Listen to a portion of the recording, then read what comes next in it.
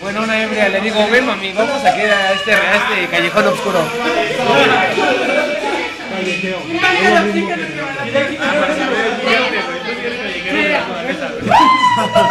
A ver, te dice, ya no voy a ningún lado contigo. Le enseño mi dinero. ¿Crees que soy puto? Yo no soy puto. Ahí se cae. La cargo.